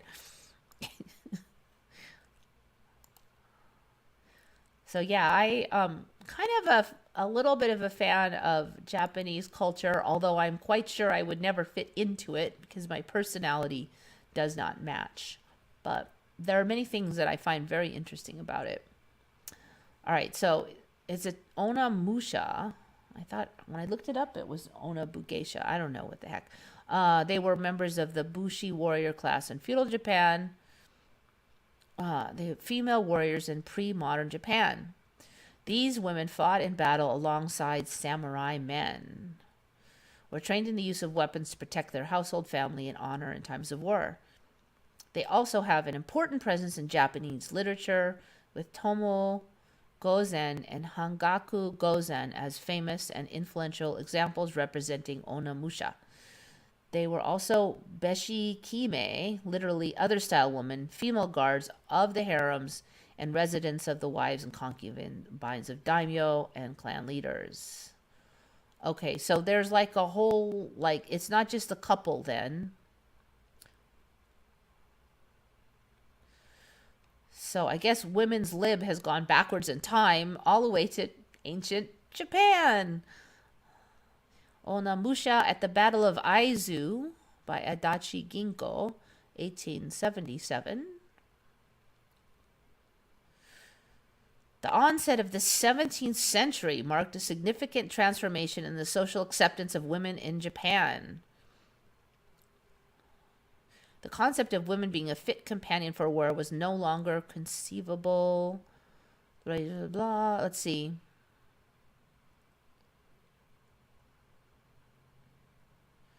In 1868, during the Battle of Aizu, a member of the Aizu clan was recruited to become leader of a female corps, Joshitai, Girls' Army, which fought alongside, blah, blah, blah. Okay, weapons. They used a versatile conventional pole arm with a curved blade at the tip. The weapon is mainly favored for its length, which can compensate for the strength and body size advantage of male opponents. Legacy. The image of samurai women continues to be in fact impactful in martial arts. So what is this, like manga and anime and video games going backwards in time now, with the hot chick women samurai warriors kicking butt all over town? I'm sorry that wasn't in my timeline.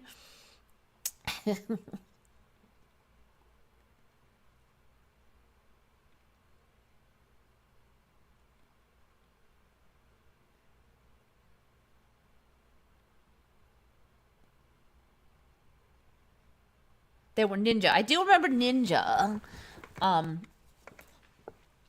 But I don't remember any samurai at all. So apparently there's like ancient art and literature and everything mentions them. So I don't know. It's if it's a scam, it's pretty impressive. Again, I just don't see humans as being good enough to pull off such a scam, is to put all this stuff into the ancient literature and stuff. Check preserving food in terracotta. Seriously? Are you going to tell me that you don't have to like seal it? Terracotta bags? Oh my gosh. Look at this. That's crazy. Terracotta bags. That's cool though. So like, oh, you know, you could put them in there and then just cook the whole pot, and that'll kill all the germs. Wait, but those aren't cooked. Those are fresh grapes. Wait a minute. Wait a minute, wait a minute. Now. What stops all the bugs from eating them and stuff? I'm confused. Grapes are still kept fresh for up to 6 months in airtight congena containers made of clay and straw. Well, how come a plastic baggie won't do that? There was no 24/7 electricity and other comforts. What? No, wait a minute now. So what? I could keep my grapes alive, healthy for 6 months if I just put them in a terracotta bag? Airtight conjna. Airtight conjna containers made of clay and straw. 6 months. I don't get how. No. I don't think so. All right. Containers. All right, let's just see if I can get some basic info about how grapes, because the bacteria and stuff are going to be on the grape already. Like, I can put grapes in an airtight container. That doesn't stop them from, it slows down rot, but it doesn't stop them. And these things aren't even refrigerated. The ancient method keeps Afghanistan's grapes fresh all winter. Come on! This is crazy. Why isn't everybody doing it then? I don't need a refrigerator. I'll just put everything in clay bags. We're growing a lot of fruit. I want to clay bag my fruit. Can I make like a really big clay bag, like the size of a refrigerator? Can I just clay the whole outside of a refrigerator? This is totally insane. All right. Congena, not conjna. Congena? Maybe it's spelled differently in different places. Congena clay bags. Grapes for 6 months. That's crazy town. Simple but effective. 11. Sabsina holds her congena bowl of grapes that were placed inside months earlier. Amadi sits on the floor of his small one-story house, mud-walled, surrounded by vineyards. With great gentleness, he taps on what looks like a sealed mud bowl until it cracks open. Amadi, 45, reveals a handful of grapes from inside the mud container. They have been there since harvest time nearly 5 months ago and kept for Nowruz, the Persian New Year, which is celebrated on the spring equinox. After all these months, his grapes still look perfect. They are perfectly fresh. A proud smile forms on his wrinkled face. We use an ancient preservation technique. Well, now cough it up. How does this work? Known as congena, centuries ago in Afghanistan's rural north,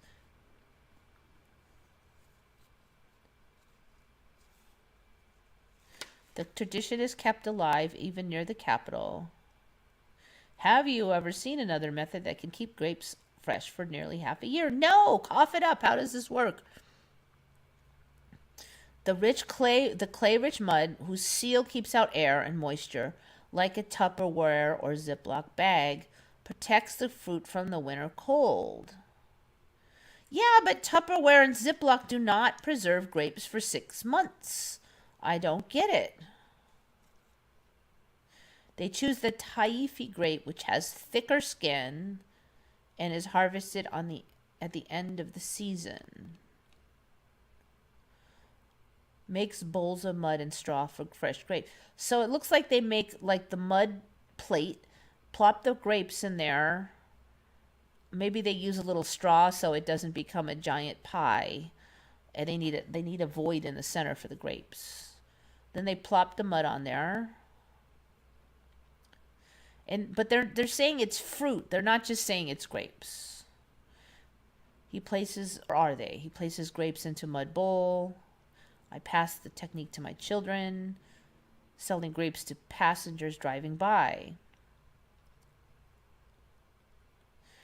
I don't get how that works. Half the grapes he sells fresh, the other half he preserves using congena. We use mud from the village, mix it with straw and water, and then form the bowls. After laying the bowls in the sun for about 5 hours, they place the grapes in the dry bowls, which they then seal with more mud. Okay, so I'm thinking they're going to make a plate and a bowl of mud. Then they'll put the grapes on there, put the cover on, and then seal it with more mud.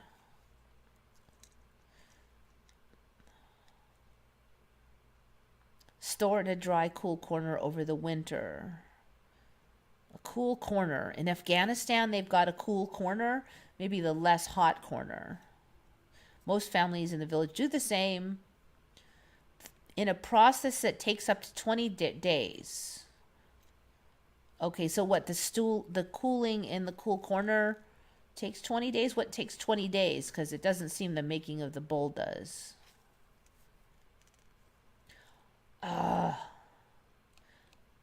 I don't get it, dude. Like, I don't get how these aren't.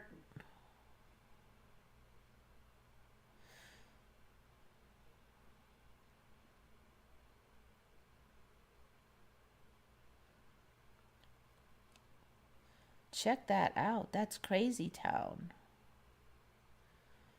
Each one has a little pucker spot, like where I guess that's where something is poured in or something. That's interesting. They're not explaining like why. So at some points they say it's fruit, and at some points they say it's grapes. I'm going to have to totally look into that, because there is like no explanation whatsoever about why. They say it works like Tupperware, but it obviously works like 6 months better than Tupperware.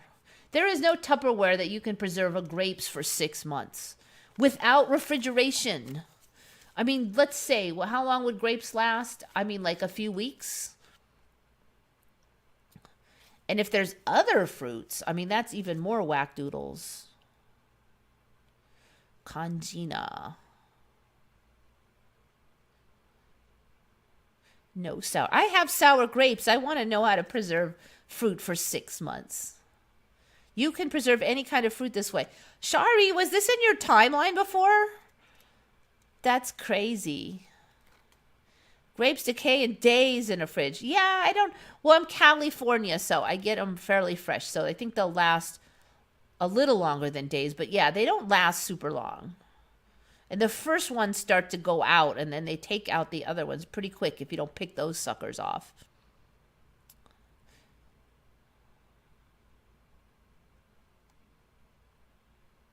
Clay doesn't keep out air. See, none of this story makes any sense at all. I'm like, Mandela, would you finish making up this story? Because it's like severely lacking in details and logic at this point. Well, dry heat doesn't have the moldy making humidity. But I mean, like, there's dry places in the United States, like really dry. Like sometimes in Arizona, it's like really dry. And yet the grapes still go bad fast. And if it's really dry, wouldn't the grapes get all dry? And they're using it all over the Middle East and Asia, according to Shari. I mean, even if you vacuum seal grapes, they're still going to mold. I mean, you still got to... People here, we vacuum seal them and you put them in the freezer. And the vacuum sealing is to get the oxygen out and limit freezer burn. But it by itself is not going to solve that many problems. Grapes have sugar. Bacteria loves it. Yeah, I know. And they're already on the grapes. They're not doing anything special to the grapes. But they do say there's a technique, you know. So what? Is there some kind of secret thing they're doing? Tupperware doesn't block light. But it's not light that causes grapes to rot. Like if the light is out in your refrigerator, the grapes still rot. And yeah, right, it's dry. Well, is it dry inside a refrigerator? I'm not sure on that one. I saw this first time last week in a YouTube about simple life in Azerbaijan. Okay, so it's new for Shari also. But you saw some info, that's why you know what you know. Okay, so you saw that other fruits. I want to know how that's done because, you know, it's probably a way to replicate it without the mud if you know, like, what mechanism is doing it. I mean, if there's a pre-treatment, then you should be able to, oh, I want to know how that's done. Oh, man. I feel like it's just not, I mean, it's done all over this whole region. Ancient tech, what, nobody wants to know how to preserve grapes for 6 months? We don't, I mean, like, they don't even know how to do that now in America. That is crazy town. All right, I'm thinking about this. Maybe they're removing the oxygen. If they take out all the oxygen, maybe there's no way for the bacteria to grow. So that might be it, like oxygen removal. Maybe something in the way the clay dries pulls out the oxygen. Let me see now. Does fungus need oxygen? I'm not sure if fungus needs oxygen, but I think most bacteria need oxygen. There are anaerobic bacteria, but I don't think those are generally found on fruits. So maybe it's something like that. Because, you know, when I said that, I said we don't know how to do that in America. I do remember that they do have a thing where they squeeze orange juice, and apparently they remove all the oxygen off of it, and they are able to preserve it for a really long time. But then after like 6 months, it tastes like nothing, like all the flavor is dead. Then they add flavorings back in, and that's the fresh orange juice you get in the store, why it never tastes like actual squeezed orange juice, because they add the flavorings in afterwards, and they don't flavor it, or can't, won't flavor it like it originally tasted. Oh, it's 2:07 already. Oh my God. All right, I'm late. I'm right. All right, I will check your channel. All right, so good stuff, guys, and I have some left over for next week. Those are the best ones, though, so thank you for that. I got all the good ones out. Shari had a lot of really good ones, and almost all of mine came from other users all over, so a special extra thanks to y'all's this time for coming up with so many. Thank you so much. Think good thoughts, everybody. This is Eva signing off for Once Upon a Timeline.